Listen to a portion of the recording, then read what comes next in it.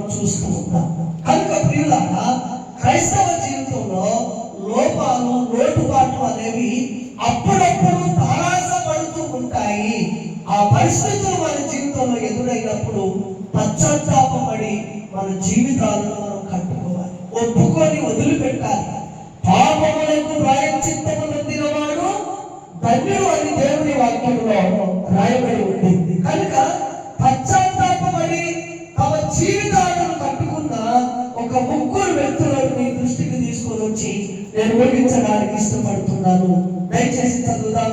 సమూయేలు, మొదటి సమూయేలు 12వ అధ్యాయం అనుకుంటాను. 2వ సమూయేలు, మొదటి సమూయేలు. దేవునికి మహిమ కలుగును గాక. 11వ అధ్యాయం దావీదు గురించి. 2వ సమూయేలు అనుకుంటాను. ఓకే, 2వ సమూయేలు 11వ అధ్యాయం. వసంత కాలమున రాజులు యుద్ధములకు బయలుదేరి సమయమున దావీదును యోవాబును అతని ఇశ్రాయేలులందరినీ పంపగా ముట్టడి వేసెను. అయితే దావీదు యెరూషలేములో నిలిచెను. ఒకానొక దినమున ప్రొద్దుగుంకు వేళ దావీదు పడక మీద నుండి లేచి రాజనగరి మిద్దె మీద నడుచుచు పైనుండి చూచుచుండగా స్నానము చేయించు ఒక స్త్రీ కనబడెను. దావీదు రాజు, ఆయన యెరూషలేముకు రాజుగా ఉన్నాడు. ఇశ్రాయేలు గోత్రానికి 2వ రాజుగా, మొదటి రాజు సౌలు అయితే 2వ రాజుగా మరి దావీదు పట్టాభిషేకం చేయబడ్డాడు. రాజు యొక్క పరిస్థితి ఏంటి? రాజు తన ప్రజలను కాపాడాలి, తన ప్రజల యొక్క జీవిత విధానాలను అర్థం చేసుకుని ప్రజలకు ఏది అవసరత ఉందో వారి అవసరతలను తీర్చేవాడిగా ఉండాలి. యుద్ధము జరిగితే ముందు వరుసలో రాజే ఉండాలి. హల్లెలూయా. కానీ ఈ దావీదు మహారాజు ఏం చేశాడు? యుద్ధానికి వెళ్ళగా మిద్దె మీద ఆయన తిరుగుతూ ఉన్నాడు. ఒక స్త్రీ స్నానం చేస్తుంటే చూసి పాపంలో పడిపోయాడు. దేంట్లో పడిపోయాడండి? పాపంలో పడిపోయాడు. హల్లెలూయా, హల్లెలూయా. యూదా ఈ 30 వెండి నాణాలు ఉంటే నా జీవితము, నా బ్రతుకు బాగైపోతుంది కదా అనుకొని పూర్తిగా యేసు ప్రభువుని అమ్ముకునడానికి ఆయన ప్రయత్నం చేశాడు, తొందరపడ్డాడు, పాపంలో పడిపోయినట్టుగా మనం చూస్తున్నాం. దావీదు యుద్ధానికి వెళ్ళవలసిన వాడు, తన స్థితిని, తన పరిస్థితిని కాపాడుకోవలసిన వాడు ఒక రాజుగా ఉన్నాడు. కానీ తన మనసులో, తన హృదయంలో ఒక క్రూరత్వముతో నింపబడిన పాపము దాచబడి ఉంది. హల్లెలూయా. మనుషులు బాగానే కనబడతారు, కానీ అసలు మనిషి ఎక్కడుంటాడు? లోపల ఉంటాడు అసలు మనిషి. అందుకే దావీదు రాజుగా పరిపాలన చేస్తున్నాడు, కానీ ఆ స్త్రీని చూడగానే వ్యామోహంతో పాపంలో పడిపోయి ఆయన పొరపాటు చేసిన వ్యక్తిగా ఆయన కనబడుతున్నాడు. అయితే క్రైస్తవ జీవితంలో ప్రియులారా, ఇది అరుదుగా జరిగే సంఘటన అని నేను చెప్పడం లేదు. పరిపూర్ణతలోకి రాకుంటే, ఆత్మీయతలోకి రాకుంటే, ఆరాధన భావానికి దూరం అయిపోతే, నువ్వు చేయవలసిన కర్తవ్యము, నువ్వు చేయవలసిన ప్రార్థన, నువ్వు చేయవలసిన ఆరాధన అనేది నీలో నుండి దూరమైన కొద్దీ పాపము నీకు దగ్గరవుతూ వస్తుంది. దావీదు పాపములో పడిపోయాడు, కానీ ఆ పాపములోనే ఆయన నిలిచిపోలేదు. హల్లెలూయా, హల్లెలూయా. ఆయన పశ్చాత్తాపపడ్డాడు. 51వ కీర్తన 51వ కీర్తన దయచేసి చదవలసిందిగా మనం గురించి 9వ వచనం ఉంది. 51వ కీర్తన. నా పాపములకు విముఖుడవు కమ్ము, నా దోషములన్నిటినీ తుడిచివేయుము. దేవా, నా యందు శుద్ధ హృదయము దయచేయుము అని 51వ కీర్తన అంతా కూడా పశ్చాత్తాపముతో రాయబడిన కీర్తన. దేవా, నా పాపములు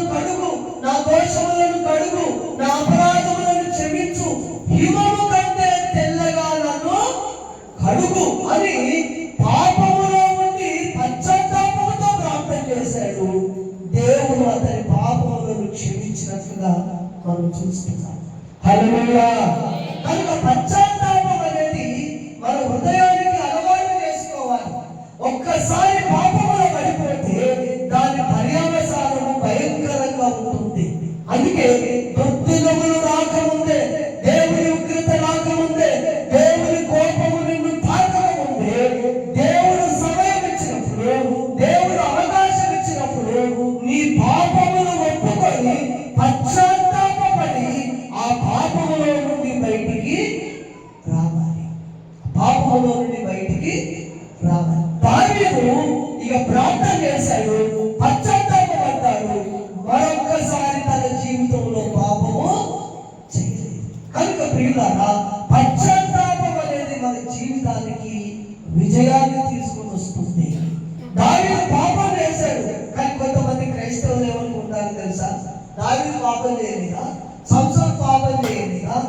ఎంతమంది పాపం చేయలేదు, ఏం చేస్తే వచ్చింది ఏంటి?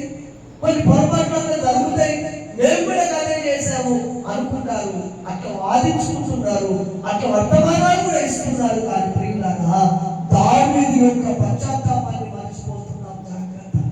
దావీదు ఎంత పశ్చాత్తాపం పడ్డాడంటే, హల్లెలూయా హల్లెలూయా, హిమము కంటే తెల్లగా నన్ను కడుగు. ఎందుకు? ఆ పాపము చాడలు ఇక నా జీవితంలో కనబడద్దు.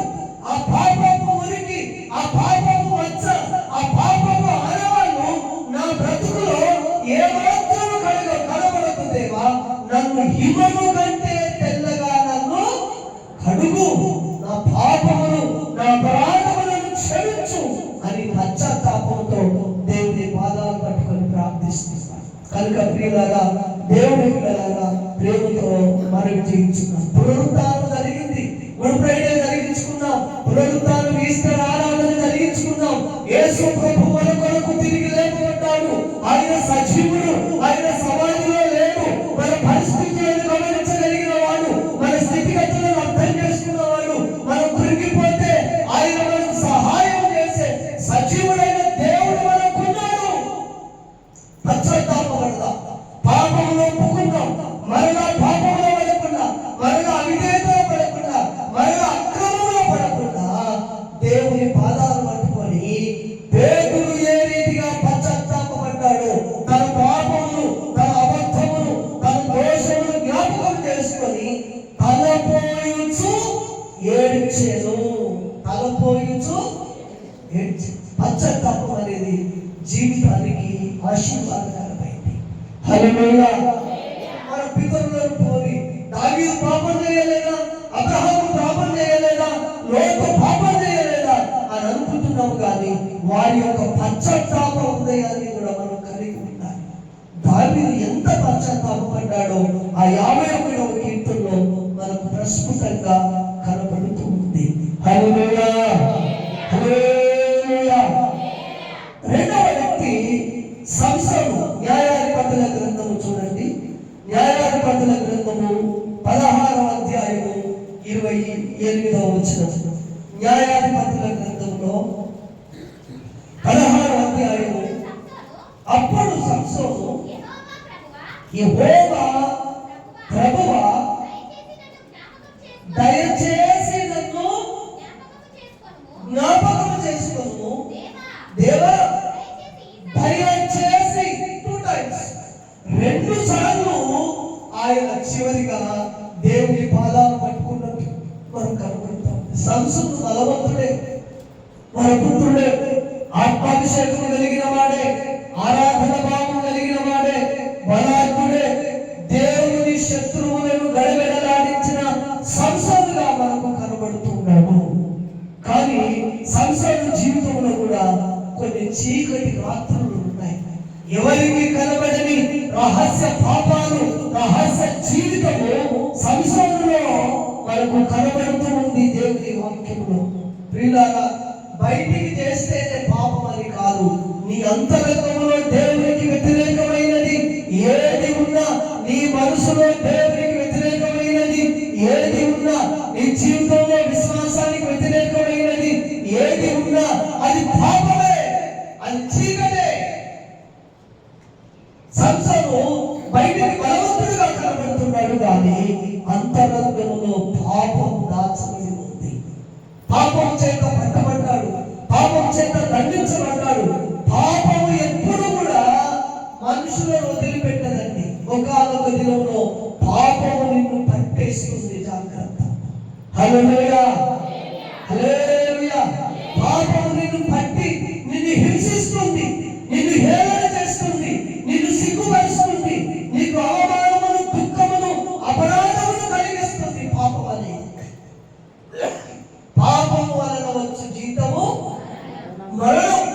ఆత్మీయంగా మరణమైపోతావు, మానసికంగా మరణమైపోతావు, శారీరకంగా రోగాల పాలైపోతావు. పాపం అనేది భయంకరమైన స్వభావం కలది. కనుక సంసోను బలవంతుడే, ఆత్మాభిషేకము కలిగిన వాడే, ఫిలిష్తీయులతో యుద్ధం చేస్తున్న వాడే, కానీ లోపల చీకటి జీవితము తన జీవితంలో కనబడుతూ ఉంది. పాపం చేత పట్టబడ్డాడు. ఫిలిష్తీయులు వచ్చి సంసోను పట్టుకొని కళ్ళను ఊడబెరికారు. హల్లెలూయా, హల్లెలూయా. పాపం యొక్క పర్యవసానము చాలా ఘోరమైంది, భయంకరమైంది. కనుక ప్రియులారా, ఆ పాపం యొక్క ప్రభావము నీ మీద నా మీద చూపకముందే దేవుని పాదాలు పట్టుకొని పశ్చాత్తాపడతాం. హల్లెలూయా. ఏం పడదామని పశ్చాత్తాపం. క్రీస్తు పునరుత్థానమైన తర్వాత జరిగిన సంఘటనలు మీకు ఇంకో విషయాన్ని లూకాసు వార్తలో అనుకుంటాను, ఒకసారి చదవండి. ఆ మాట 8 దినములైన తర్వాత అనే మాట కనబడుతుంది. లూకాసు వార్తలో, మార్కు వార్తలో అనుకుంటాను చివరిలో.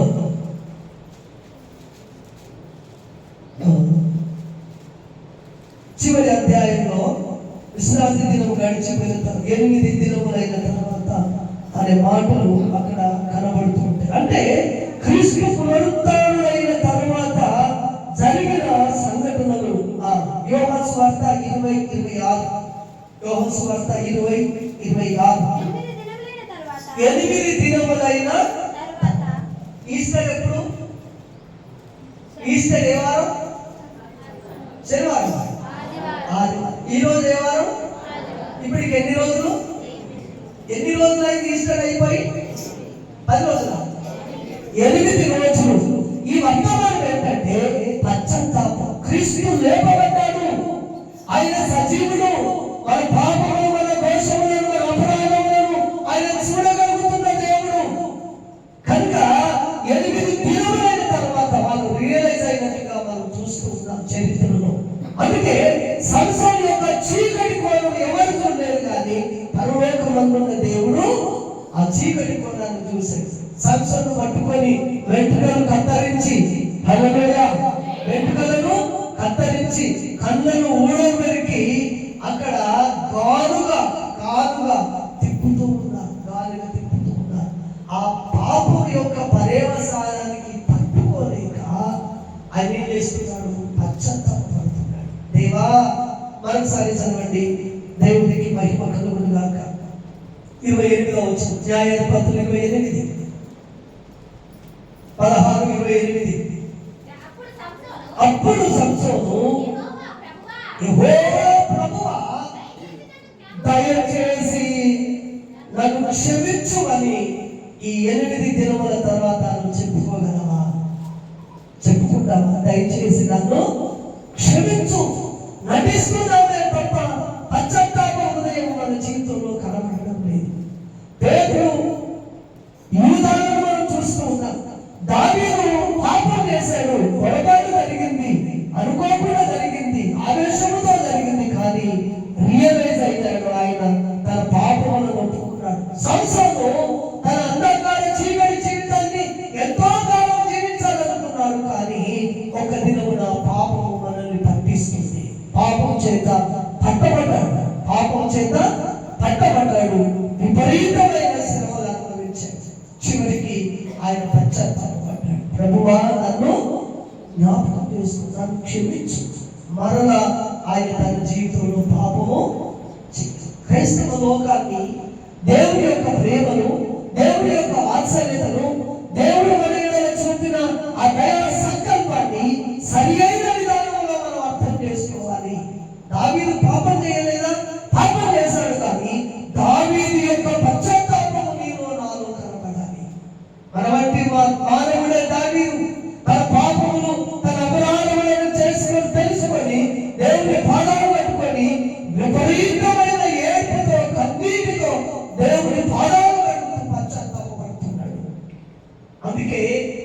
దావీదు చరిత్రలో నిలిచిపోయాడు. హల్లెలూయా. పాపమును బట్టి కాదు, పశ్చాత్తాపాన్ని బట్టి చరిత్రలో నిలిచిపోయాడు. అందుకే సండే స్కూల్ చెప్పినా దావీదు గురించే, వర్తమానాలు ఇచ్చినా దావీదు గురించే, ప్రతి క్రైస్తవ సంఘం కీర్తనలు చదివేది కూడా దావీదు రాసిన కీర్తనలే. అంతగా ఆశీర్వదించబడడానికి, అంతగా దీవించబడడానికి, అంతగా పేరు ప్రఖ్యాతులు కలగడానికి కారణం ఏంటంటే దావీదులో ఉన్న నిజమైన పశ్చాత్తాపమే. పశ్చాత్తాపం మనకు ఒక ఆయుధం లాంటిది. హల్లెలూయా, హల్లెలూయా. ఒప్పుకొని వదిలిపెట్టాలి, ఒప్పుకొని కప్పుకోవద్దు పాపం. ఎప్పుడైతే సంసారం పాపం కప్పుకున్నాడో ఆయనకు ప్రమాదముగా మారిపోయింది. కన్ను ఊడబిరికేశారు, వెంట్రుకలు కత్తరించారు, నానా యాతన పెట్టారు సంసోను. చివరికి ఆయన రియలైజ్ అయిపోయినా, దేవా నన్ను జ్ఞాపకము చేసుకో. మన జీవితంలో పాపానికి పర్యవసానంగా అవరోధాలు, ఆటంకాలు, అపజయాలు మన జీవితంలో వచ్చినప్పుడు వాటి నుండి బయటపడడానికి ప్రయత్నం చేస్తున్నాము తప్ప పాదాలు పట్టుకొని ప్రార్థించే అలవాటు ఇంకా చేసుకోవడం లేదు. ఒక సమస్య వచ్చింది, ఓ ఈ పాపం వలనే ఈ సమస్య, ఈ అవిధేయత వలనే ఈ సమస్య, ఈ కష్టం, ఈ దుఃఖము పాపం వలనే నాకు వచ్చిందని పశ్చాత్తాపపడేది పోయి ఆ సమస్య నుండి బయటపడడానికి మనుషులకు చెప్పుకొని, వీళ్ళకి చెప్పుకొని, వాళ్ళకి చెప్పుకొని ఆ సమస్య నుండి బయటపడడానికి మనం ప్రయత్నాలు చేస్తున్నాం, కానీ పశ్చాత్తాపడడం లేదు. కనుక ప్రియులారా, పశ్చాత్తాపడతాం, ప్రభు పాదాలు పట్టుకుంటాం. హల్లెలూయా, హల్లెలూయా, హల్లెలూయా. దావీదు పశ్చాత్తాపపడ్డాడు, మరొక్కసారి పాపము చేయలేదు, చేశాడు. మరొక్కసారి పాపము జోలికి వెళ్ళలేదు ఆయన. సంసోను పాపము చేత పట్టబడ్డాడు, పశ్చాత్తాపపడ్డాడు, మరొక్కసారి ఆయన పాపము చేయలేదు. హల్లెలూయా. ఇప్పుడు పేతురు దగ్గరికి వస్తాం. పేతురు మార్కు సువార్త కదా మనం చదివింది, మార్కు సువార్త, మార్కు సువార్త 14వ అధ్యాయము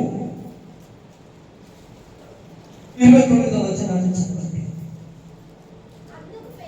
అందుకు పేతురు, అందరూ అభ్యంతర పడినను నేను అభ్యంతర పడనని ఆయనతో చెప్పగా, యేసు పేతురును చూసి, నేటి రాత్రి కోడి 2 మారులు కూయక మునిపే నీవు నన్ను ఎరగవని 3 సార్లు అబద్ధం ఆడతావు అని చెప్పాడు దేవుడు.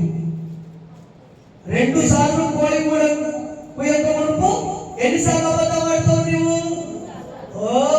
లేదు, అందరేమో కానీ నేనైతే అబద్ధం ఆడ, అస్సలు నేను పొరపాటు చెయ్య అని నిక్కచ్చిగా కూర్చున్నాడు పేతురు. కానీ పరిస్థితుల ప్రభావం బట్టి ఎన్నిసార్లు అబద్ధం ఆడాడు? కోడి ఎన్నిసార్లు కూసింది? 2 సార్లు. 3 సార్లు 2 సార్లు 2 సార్లు కోడి కూసింది, 3 సార్లు అబద్ధం ఆడాడు. ఇప్పుడు రియలైజ్ అయిపోయాడు. ఇప్పుడు చదవండి 14వ అధ్యాయం 72వ వచనం. వెంటనే రెండవ మారు కోడి కూసను కనుక కోడి 2 మారులు కోయక మునుపు నీవు నన్ను ఎరుగనని 3 సార్లు చెప్పదవని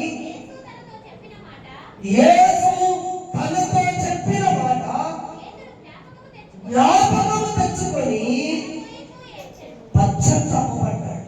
దేవుని మాటలు జ్ఞాపకము తెచ్చుకొని రియలైజ్ అయిపోయి పశ్చాత్తాపపడి తలపోయుచు ఏడ్చి. పశ్చాత్తాపం అనేది చాలా శ్రేష్టమైనది. పేతురు అబద్ధపడి దేవునితో నడిచిన పేతురే, దేవునితో సవాలు చేసిన పేతురే, యేసు ప్రభుతో అన్ని కార్యాలు చూసిన పేతురే అబద్ధమాడాడు. కానీ చివరికి తన పాపమును ఒప్పుకున్నాడు, పశ్చాత్తాపపడ్డాడు. ఇంకొక మాట చూడండి, యోహాను సువార్తలో ఆయన ఏమంటాడు? 21వ అధ్యాయము 15వ వచనము, 21వ అధ్యాయము 15వ యేసు సీమోను పేతురును చూసి, యోహాను కుమారుడైన సీమోను, ప్రేమించుచున్నావా అని అడుగగా అతడు 17వ వచనం, యోహాను కుమారుడైన సీమోను, నన్ను ప్రేమించుచున్నావా అని అతను అడిగాను. నన్ను ప్రేమించుచున్నావా అని 3వసారి తను అడిగినందుకు పేతురు వ్యసనపడి, ప్రభువా నీవు సమస్తము ఎరిగిన వాడవు. చెప్పకుండా దేవుడికి హల్లెలూయా. పేతురు అంటాడు, ప్రభువా నువ్వు సమస్తము ఎరిగిన వాడవు. పశ్చాత్తాపడ్డాడు. దేవా సమస్తము నీకే తెలుసు అని తన జీవితాన్ని దేవుడికి సమర్పించుకుంటాడు. దేవుని కృప మీద ఆధారపడ్డాడు, దేవుని దయ మీద ఆధారపడ్డాడు, దేవుని కార్యాల వరకు ఎదురు చూశాడు. కనుక ప్రియులారా, పాపము ఒప్పుకొని వదిలిపెడదాం, పశ్చాత్తాపపడదాం. దేవుడు మనకు అవకాశం ఇచ్చినట్టు, వాళ్ళు పాపం చేయలేదా, వీళ్ళు పాపం చేయలేదా, వీళ్ళు దోషం చేయలేదా అని చెప్పుకొని మనం తిరగడాని కంటే పశ్చాత్తాపడి మన బ్రతుకులను, మన జీవితాలను కట్టుకుందాం. దావీదు పశ్చాత్తాపడ్డాడు, తన బ్రతుకును కట్టుకున్నాడు, తన పిల్లలు ఆశీర్వదించబడ్డాడు. హల్లెలూయా, హల్లెలూయా. సంసోను పశ్చాత్తాపడ్డాడు. పరిశుద్ధ బైబిల్ గ్రంథంలో సంసోను చరిత్ర లిఖించబడింది. జీవ గ్రంథంలో సంసోను యొక్క జీవిత చరిత్ర లిఖించబడింది. కారణం తను పశ్చాత్తాపడ్డాడు కనుకనే. పేతురు 3 సార్లు అబద్ధమాడాడు, తప్పించుకోవడానికి ప్రయత్నం చేశాడు, కానీ రియలైజ్ అయిపోయాడు దేవుని ప్రేమను చూసి. తనను తాను తెలుసుకున్నాడు, తన జీవితాన్ని, తన తప్పులను తెలుసుకొని క్షమించమని దేవుని పాదాలు పట్టుకొని పశ్చాత్తాపడ్డాడు. సువార్త ప్రకటించిన పేతురుగా కనపడుతున్నాడు. 3 సార్లు అబద్ధమాడిన పేతురే ఒక్క ప్రసంగంలో 3000 మంది రక్షణలోకి వచ్చారు. హల్లెలూయా. ఒక్క అబద్ధానికి 3000 మంది. 3 సార్లు అబద్ధమాడాడు. ఆయన ఒక్క ప్రసంగంలో 3000 మంది రక్షించబడ్డారు. అంటే ఒక్క అబద్ధానికి 1000 మందిని దేవుడి వైపు నడిపించాడు పశ్చాత్తాపడి. అంటే నువ్వు అబద్ధం చెప్పి సువార్త చేయమని కాదు, పశ్చాత్తాపంలో ఉన్న ఆశీర్వాదం. హల్లెలూయా. ఎంత పశ్చాత్తాపడ్డాడంటే తలపోయుచు ఏడుతుంటాడు. ఎవరు సమాధానపరిచిన ఆయన సమాధాన పడడే, ఒకటే ఏడ్చాడు. చివరికి యేసు ప్రభు వచ్చి తన భుజాలు తట్టి ధైర్యపరిచేదాకా ఆయన ఏడ్చాడు. కనుక పిల్లారా, పశ్చాత్తాపం అనేది మనకు విజయాన్ని తీసుకుని వస్తుంది. పేతురు పశ్చాత్తాపడ్డాడు. ఇప్పుడు యూదా సంగతి చూస్తే, యూదా కూడా పశ్చాత్తాపడ్డాడు, కానీ దేవుని కృప కొరకు ఆయన ఎదురు చూడలేదు. తొందరపాటు నిర్ణయాలు రియలైజ్ అయ్యాడు, కానీ దేవుని కృప మీద ఆధారపడలేదు. పశ్చాత్తాపడి ప్రభు కొరకు కనిపెట్టే వారుగా మనం ఉండాలి. హల్లెలూయా. యూదా పశ్చాత్తాపానికి, పేతురు పశ్చాత్తాపానికి తేడా ఏంటంటే, యూదా పశ్చాత్తాపడి డబ్బులు అప్పగించాడు. ఆయన బయటికి వెళ్ళి తనకు తాను సొంత నిర్ణయం తీసుకొని నష్టపోయాడు. కానీ పేతురు పశ్చాత్తాపడి ఏమన్నాడు తెలుసా? ప్రభువా సమస్తం ఎరిగిన వాడు నేనే. పేతురు పశ్చాత్తాపం సమస్తం ఎరిగిన వాడు నీవే అని తన జీవితాన్ని అప్పగించాడు. కానీ యూదా పశ్చాత్తాపం తెలుసుకున్నాడు, కానీ తన బ్రతుకును దేవుడికి అప్పగించాడు. ప్రియులారా, పశ్చాత్తాపం శ్రేష్టమైంది. రియలైజ్ అయ్యారు మన అపరాధం, మన పాపములు, మన దోషములను ఒప్పుకొని దేవుని కొరకు నిలబడుతును గాక. దేవుని మాటలు దీవించును గాక. తనను ప్రార్థన చేద్దాం. పశ్చాత్తాపము. పేతురు పశ్చాత్తాపడ్డాడు, యూదా పశ్చాత్తాపడ్డాడు. 5 వ్యక్తులను మనం చూడగలిగినాం. యేసు ప్రభు పునరుద్ధారమైన తర్వాత, యేసు ప్రభు మరణమును గెలిచిన తర్వాత ఆయన జీవిత విధానాన్ని చూసి దేవుని ప్రేమ, దేవుని వాత్సల్యత, దేవుని కరుణ ఇంకా మనల్ని వెంటాడుతూ ఉంది. పాపము భయంకరమైనది. పాపము అవమానాన్ని తీసుకుని వస్తుంది. పాపము అపకీర్తిని తీసుకుని వస్తుంది. పాపము తిరస్కారాన్ని తీసుకుని వస్తుంది. పాపము ప్రమాదాలను తీసుకుని వస్తుంది. దావీదు రాజుగా ఉన్నాడు.